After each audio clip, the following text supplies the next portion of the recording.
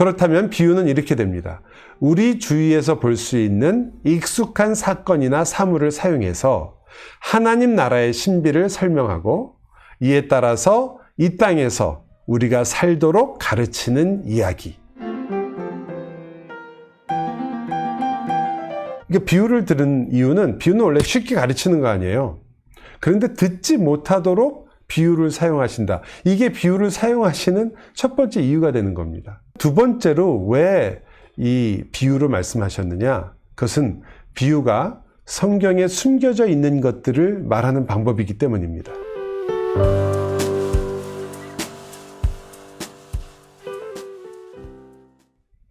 자, 그럼 이 비유를 어떻게 읽어야 될 것인가?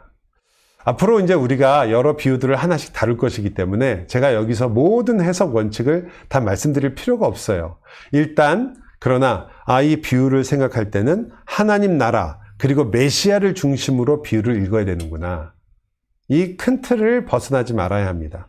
이 큰 틀 안에서 몇 가지만 좀 생각을 해보려고 합니다. 그렇잖아요. 우리가 어떤 것을 해석할 때 일단 이것이 하나님의 나라라는 틀 안에서 해석해야 되는구나. 그걸 아는 거랑 이게 처음부터 그냥 거기 성경 구절에 들어가서 뭐든지 이해하려고 하는 거랑은 다르잖아요. 게다가 이 기본적인 그 말씀을 추구하는 그 방법이 없게 되면요. 우리가 어떤 식으로 하게 되냐면 하나씩 그냥 다 갖다 대입을 하게 된단 말이죠. 여러분, 많은 경우에 이 비유를 해석할 때 첫 번째로 꼭 기억하셔야 될 것은 주된 메시지가 항상 있다는 거예요. 메인 포인트가 있다. 그리고 그것은 많은 경우 한 가지가 될 때가 많더라. 그러니까 우리는 이 비유를 읽을 때 우선 메인 포인트, 주 포인트를 파악을 하셔야 돼요. 세세한 항목들을 너무 관심을 갖고 보게 되면 이게 해석에 도움은 분명히 줍니다. 그러나 중요한 메시지하고는 관계없는 경우가 거의 대부분이에요. 여러분이 이 모든 것에다가 다 의미를 부여하라고 하기 때문에 자꾸 풍요하게 되는 거예요. 이게 제일 잘한다고는 좀 이상하지만 제일 많이 하는 데가 바로 신천지예요. 신천지 비유풀이잖아요. 비유풀이로 유명한데 바로 이런 걸 하기 때문에 그렇습니다. 예를 든다면 우리가 잘 아는 겨자씨 비유가 있잖아요. 이걸 어떻게 써먹는지 한번 보세요. 그들이 뭐라고 말하냐면 비유는 그림자고 실체가 말씀이다 이렇게 얘기하는데 같은 마태복음 13장입니다. 겨자씨 비유입니다. 또 비유를 들어 이르시되 천국은 마치 사람이 자기 밭에 갖다 심은 겨자씨 한 알 같으니 이는 모든 씨보다 작은 것이로되 자란 후에는 풀보다 커서 나무가 되매 공중의 새들이 와서 그 가지에 깃들이느니라. 이 비유를 여러분 들으시면서 어떤 생각이 드세요? 겨자씨는 굉장히 작은 건데 이것이 자라서 공중의 새들까지 깃들이는 것이다. 천국에 대한 설명이잖아요. 그런데 이걸 이렇게 보는 겁니다. 처음에 밭이 나오잖아요. 그러면 밭이 뭐냐? 이것을 우리가 풀어야 된다. 왜냐하면 말씀은 그 분들 말마다 짝이 있으니까. 전에 제가 말씀드렸죠. 짝이라는 거는 그 짝이 아니에요. 짐승의 암수 짝을 말하는 건데 말씀에 짝이 있다라는 말을 갖다 그렇게 써먹는 거예요. 그래서 그 짝을 찾으려고 하는 거죠. 밭이 나오니까 밭의 짝이 뭐냐? 고린도전서를 보면 3장 9절에 바울이 말하기를 우리는 하나님의 동역자들이요. 바울과 실라죠. 너희는 밭이니 이렇게 나와요. 그럼 밭은 누가 됩니까? 교회, 사람이 되는 거죠. 그러면 밭 곧 사람 이렇게 적는 거예요. 밭 equals 사람. 그 다음에 뭐가 나왔어요? 아까 씨가 나왔죠. 씨는 뭐냐? 다른 비유에 보면 분명히 주로 많이 나오는 씨가 뭐의 내용이야? 씨 뿌리는 비유도 그렇고 하나님의 말씀이라고 나오죠. 그럼 씨는 뭐냐? 하나님의 말씀이다. 그럼 나무는 뭐예요? 나무는 이사야서 5장 7절에 보면 이렇게 나와요. 무릇 만군의 여호와의 포도원은 이스라엘 족속이요 그가 기뻐하시는 나무는 유다 사람이라. 성경에 사실은 나무란 나무는 다 찾아보면 나오겠죠, 이런 게. 그러면 그 나무에 나오는 것 중에 제일 그럴듯한 구절을 이렇게 인용하는 거예요. 그리고 같이 읽는 거예요. 이 성경에 있는 거다. 맞아요, 성경에 있는 말이에요. 그러면 나무는 뭐다? 유다 사람이라. 나무가 바로 사람이 되는 거죠. 그럼 마지막에 남은 게 뭐예요? 새가 남는 거죠. 새는 우리가 마태복음 3장 16절에 보면 성령이 비둘기같이 내린다 이렇게 나와요. 비둘기가 새잖아요. 그러니까 새가 뭘 말하느냐? 영을 말하는 것이다. 자, 이렇게 보면 어떻게 되냐면 처음에 씨를 뿌리는 게 말씀을 심는 거죠. 그리고 밭은요, 교회예요. 그러니까 교회에다가 말씀을 심으니까 그 말씀을 사람들이 그 마음에 심겼더니 그 나무가 자라나서 그게 무슨 말이냐면 말씀으로 사람들이 거듭나가지고 생명이 자라나서 그 위에 새가 깃들었다. 영이 임하더라. 어때요? 그럴듯하잖아요. 예? 아, 우리들은 그저 겨자씨가 심겨져 갖고 나중에 많은 새들이 깃들었다는데 여기 들어있는 숨겨진 의미를 모르기 때문에 그렇다. 숨겨진 의미는 바로 이거다. 이게 말씀이 심겨지니까 거기서 자라가지고 그것이 거듭나게 되고 그렇게 거듭나니까 새가 거기 임했다. 영이 임하더라. 여러분 왜 이런 해석을 이렇게 하냐면요. 이 사람들이 이걸 계시록까지 끌고 가려고 하는 거예요. 그래 어떻게 끌고 가냐면 여기서 배웠잖아요. 이제 새는 영, 그죠? 또 씨는 말씀. 그러면 성경을 읽다가 씨가 나오고 새가 나오면 거기다가 그것을 공식처럼 집어넣는 거예요. 그리고 성경을 읽으니까 그 성경에다 그걸 넣어서 읽으니까 그럴듯하고 대단하게 해석이 되더라는 거죠. 이게 얼마나 재밌겠어요. 아니 내가 이전까지는 성경을 이해를 못했는데 이걸 딱 집어넣으니까 이게 뭔가 말이 되더라. 그래서 거기 빠지는 거예요. 사실은 아무것도 안 주는데 거기 가시는 게 아니에요. 여러분도 성경을 읽을 때 목사님 얘기를 들으면 긴가민가 하고 알듯 말듯 하는데 또 집에 가면 안 될. 네. 그런데 그게 아니라 그 공식을 집어넣는 거죠. 알레고리 정도가 아니고요. 이건 극단적인 암호풀이가 되는 거예요.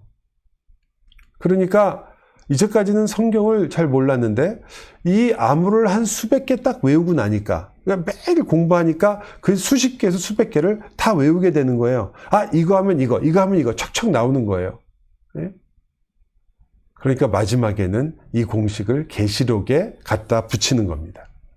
그러면 어떻게 해요? 성경을 딱딱 구약 신약을 다 연결하는 것처럼 보이는 거예요. 정말 잘 푸는 것처럼. 근데 마지막에 가면 다 어디다 대입할까요? 계시록에 대입을 하는 거예요. 그때까지 이미 자기가 비밀을 푸는 것처럼 느끼고 있었기 때문에 그 계시록이 풀어지는 걸 보면서 나중에 어떻게 되죠? 마지막에는 이만희 씨가 참 목자가 되는 거예요. 그때쯤 되면 이미 푹 빠져가지고 그렇구나. 보혜사 이만희 씨가 되는 거예요.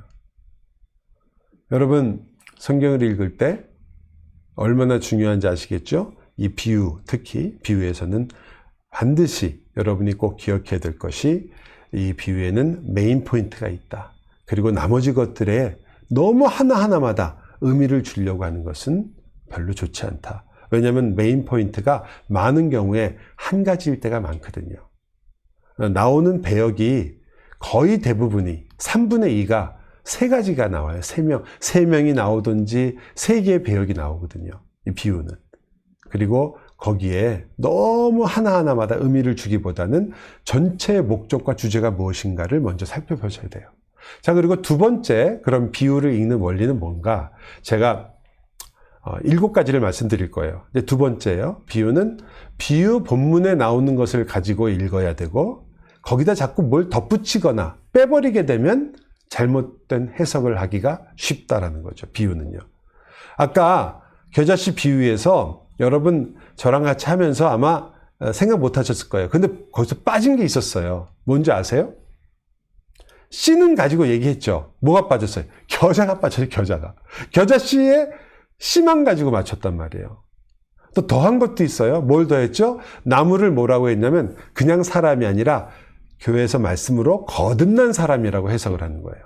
나무는 그냥 사람이란 말은 있어도 거듭난 사람이란 해석은 사실은 없거든요. 근데 거기다가 살짝 이것이 바로 씨가 뿌려져서 난 나무니까 새 생명이다. 거듭났다. 이렇게 살짝 넘어가는 거죠. 여러분 사실 그 겨자씨 비유의 가장 중요한 주제는 원래 보잘것없고 낮은 자리에 온 그 작은 씨. 하나님 나라가 아무 힘이 없는 것 같이 보이는데 그 하나님 나라가 풍성해질 것. 얼마나 풍성해지느냐. 정말 이 모든 것들이 깃들 정도로 풍성해질 것을 말하는 거죠. 근데 그게 나오지 않고 구원론이 나오는 거예요, 거기서. 구원론을 얘기 들으니까 물론 많은 분들이 그걸 들으면서 좋을 수도 있죠. 아, 내 구원이 이렇게 확실하구나. 성령이 임하셨구나. 새가 깃드는 것처럼 성령이 나와 함께 하시는구나. 그걸 그냥 받아들일 수밖에 없을 때도 있겠죠.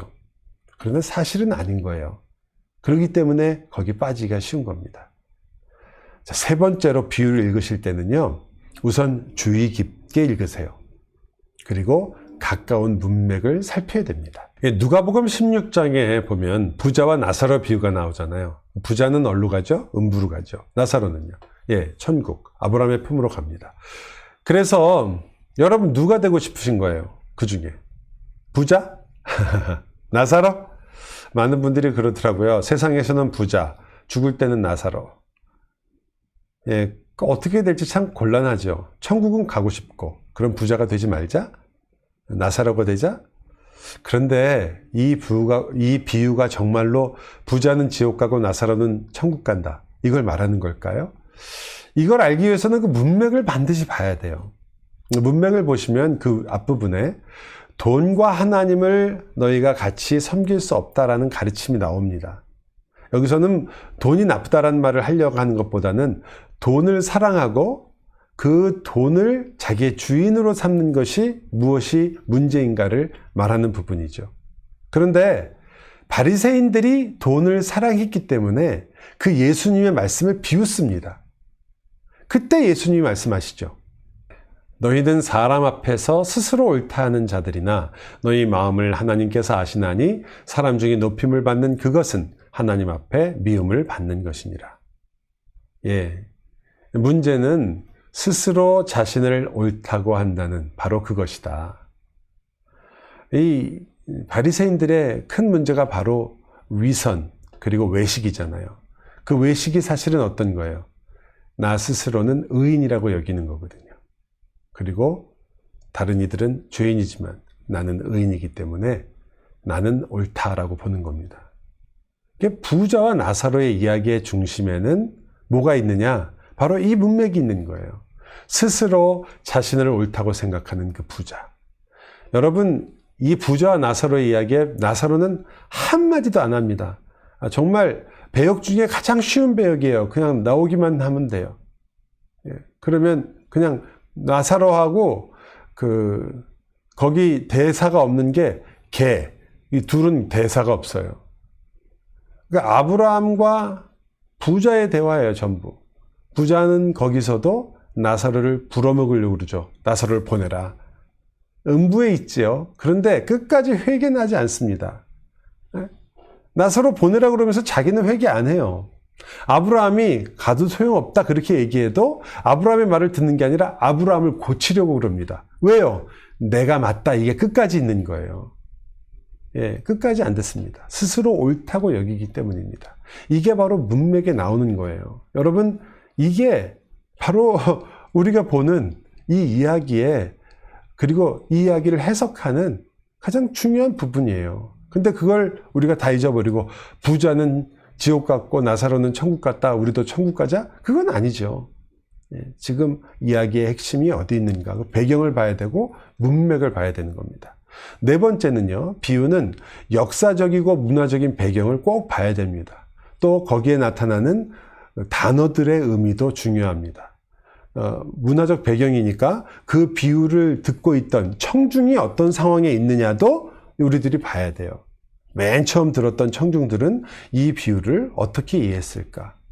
여러분, 단어로 친다면 나사로라는 것을, 부자와 나사로를 해석할 때 나사로라는 이름 자체가 하나님의 도움이라는 뜻이거든요.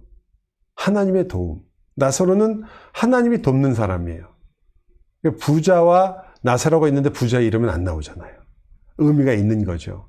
이름의 의미를 알면 부자하고 어떤 대조를 하려고 하는지를 더 깊이 이해할 수 있게 됩니다. 또 달란트라는 말이 나오는 달란트 비유가 있잖아요. 되게 우리가 하나님이 주신 달란트, 그 탤런트죠. 그것이 다 다르다. 어떤 사람은 5개, 어떤 사람은 2개, 어떤 사람은 1개다. 그러니까 우리는 그 하나님이 주신 그 탤런트, 재능을 가지고 온 힘을 다해서, 그래서 더 2배로 넘게 남겨야 된다. 그렇지 않으면 안 된다. 이렇게 생각을 많이 해요. 그렇지만 여러분이 조금만 주의를 기울이셔도 충분히 알 수 있는 사실이 그 본문에 있습니다. 이렇게 나오거든요. 마태복음 25장의 비유인데 15절에 보면 각각 그 재능대로 한 사람에게는 금 5달란트를, 재능이 달란트가 아니에요. 근데 우리가 자꾸 재능을 달란트라고 생각하니까 어떻게 하면 더 많이 하나님께 이 달란트를 가지고 내 재능을 다 하나님께 드릴 것인가, 이 생각을 하는 거죠. 여러분, 겨자씨, 무화과 나무, 땅을 경작하고 씨 뿌리는 거, 아들에게 재산을 주는 거, 이런 거 전부 다 우리 문화와는 굉장히 다른 게 있습니다. 우리의 경험과 다른 것이기 때문에 그런 것은 우리가 잘 살펴봐야 돼요. 겨자씨 얼마나 크고 어떻게 생겼는지 잘 모르잖아요. 무화과 나무가 얼만큼 그 팔레스타인에서 중요한지 잘 모르잖아요. 뭐 여기도 무화과 나무가 있지만 땅을 어떻게 경작하는지, 씨를 뿌린다는 게 어떤 의미인지, 아들에게 재산을 주는데 그 아들이 그 재산을 미리 받아서 나갔다는 게 어떤 의미인지, 이런 것들은 확실히 우리와는 다른 문화적인 요소들이 있습니다. 이걸 잘 이해해야 되겠죠. 5번째로는요, 비유에는 분명히 교리적인 그런 내용들을 우리가 볼 수 있습니다. 하지만 비유의 모든 세부 사항이 그런 것들을 말해주지는 않습니다. A가 B다 이렇게 말하려면요, 두 단어 사이에서 그 짝을 찾으려고 그러는 게 아니라, 그거는 아까 말했던 것처럼 신천지 같은 곳에서 찾으려고 그러는 거예요.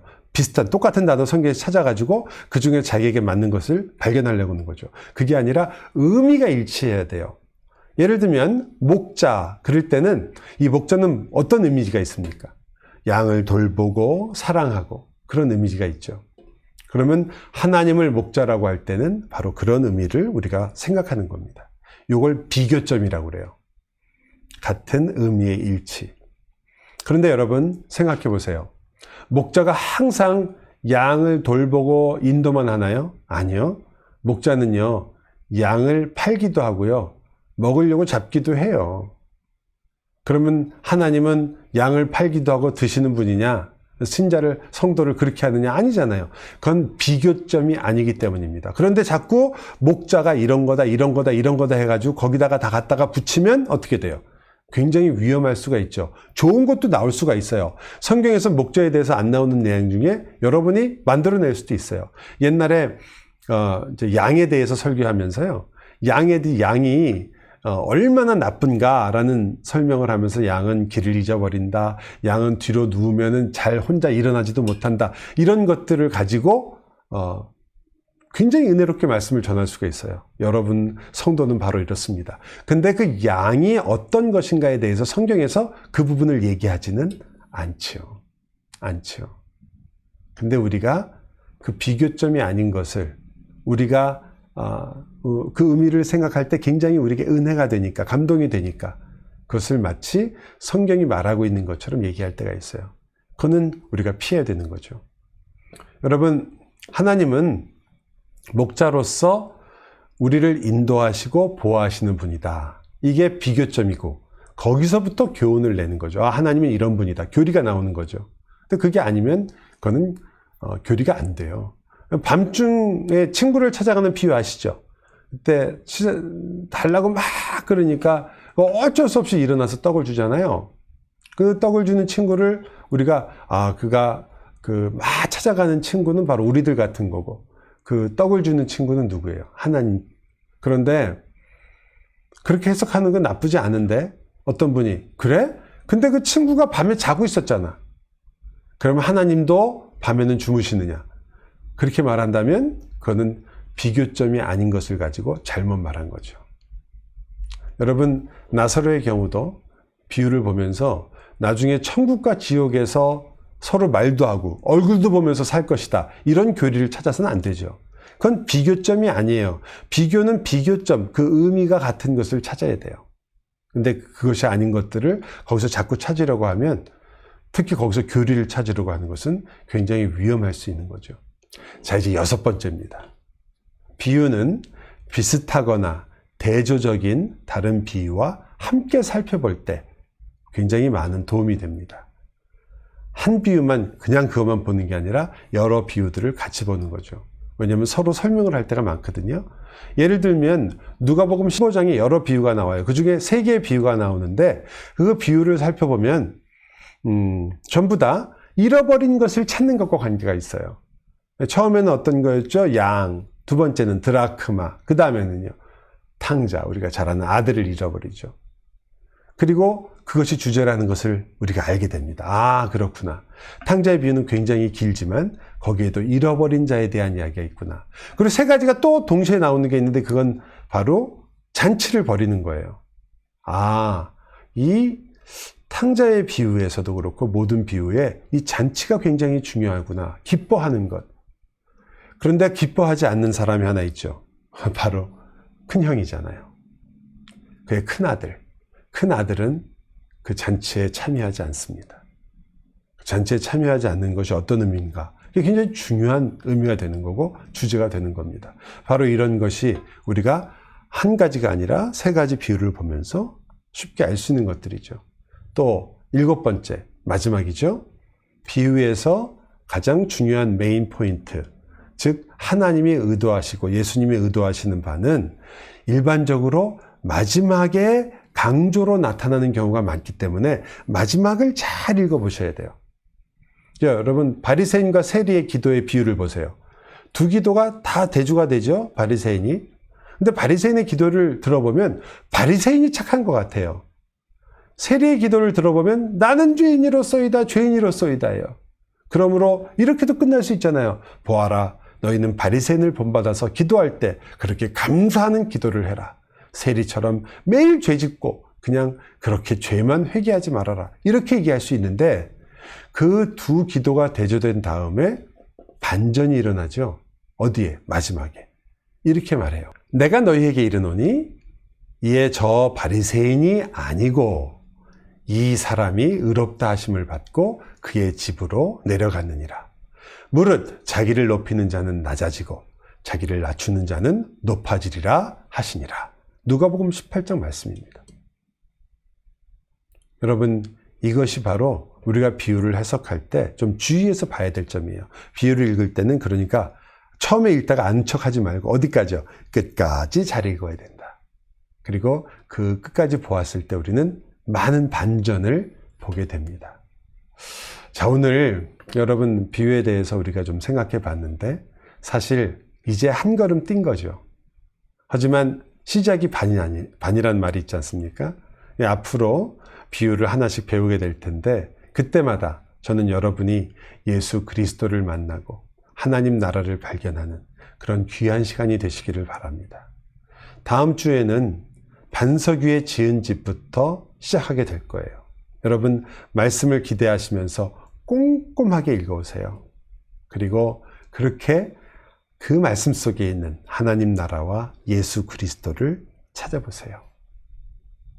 끝까지 잘 읽고 그래서 여러분이 그 말씀 속에서 풍성한 하나님의 은혜를 함께 이 비유를 마치 보석을 찾듯이 함께 찾는 그런 귀한 시간이 되기를 바랍니다.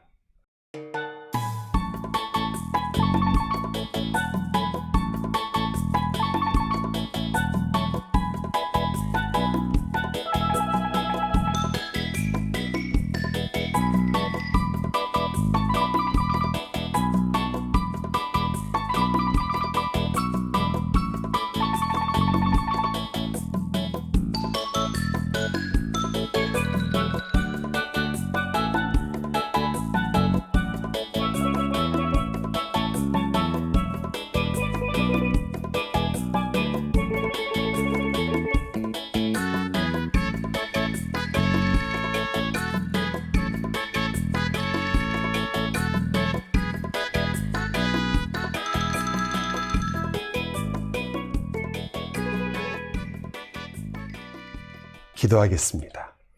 사랑하는 주님, 이제 앞으로 비유를 하나씩 우리가 살펴보면서 저희가 공부했던 부분들을 다시 확인하려고 합니다. 주님께서 저희의 마음 가운데 성령 하나님의 귀한 은혜로 이 말씀이 우리에게 참 힘이 되고 말씀을 해석하는 것뿐이 아니라 그 비유를 통하여 우리가 참된 귀한 교훈을 얻을 수 있도록 도와주옵소서. 예수 그리스도의 이름으로 기도하옵나이다. 아멘.